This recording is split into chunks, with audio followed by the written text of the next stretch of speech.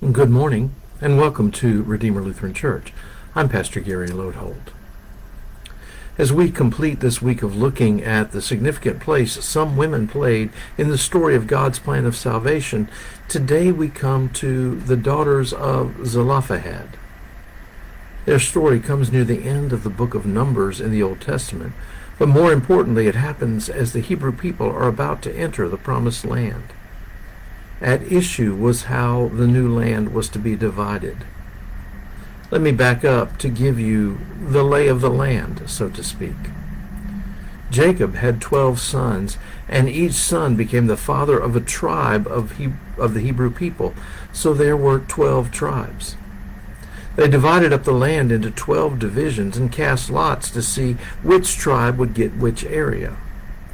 There was a problem with that, however, in that the tribe of Levi was determined to be the tribe of priests for the people, and God declared that land should be set aside in each of the 12 regions for those from Levi to be spread among all the people.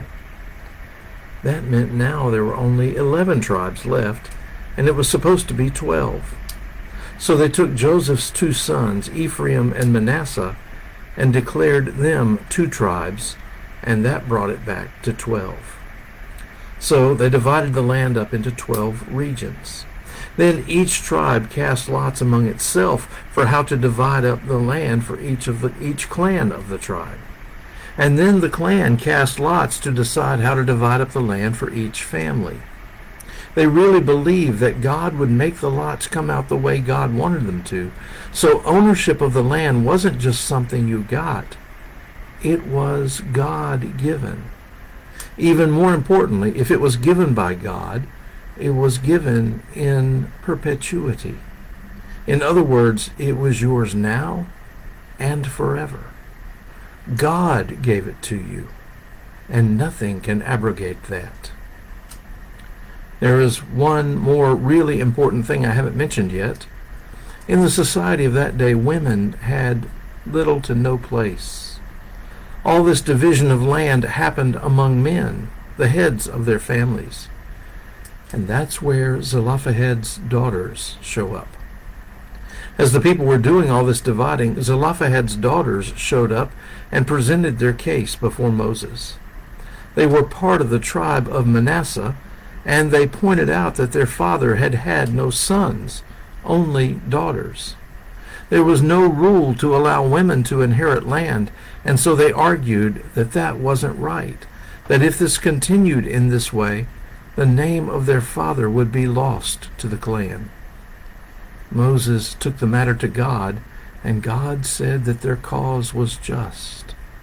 And so from that point, women were allowed to inherit land. A little while later, some leaders from Manasseh came to Moses with another concern. If these women married someone from another tribe, their land would go to that other tribe, and that wasn't fair either. Their tribe would lose land that God had given to them. Moses consulted God, and again God said their cause was just, and declared that the women could marry anyone they wanted to, as long as he belonged to the tribe of Manasseh, thereby preserving the land. So that's what they did, as far as we know, living happily ever after.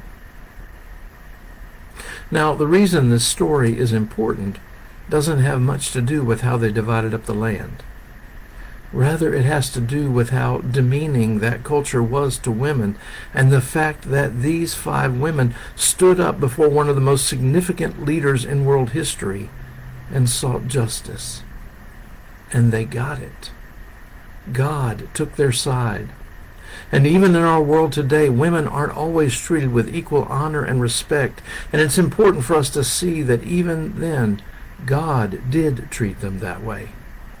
God made room where men had not. That says something about how we should live and act together. I also think there's some room here to think about justice. We throw that word around so cavalierly, and I'm not sure we really understand what the Bible intends for that word to mean. I think we misappropriate the word. To put it in short, when the Bible talks about justice, It means doing right by those who are denied things they deserve. We don't want to hear that definition because sometimes doing right by those who have been denied might mean that others of us might have to give something up. And we don't do that easily or very willingly. By the way, these 5 women have names, and we shouldn't forget those either. They were Mahlah, Noah, Hagla, Milcah, and Tirzah. They were among the first to show us that God honored women just as much as men. Perhaps if we all lived in mutual love and respect and honor, this would be the promised land. Thanks for watching, and remember to let this day belong to God.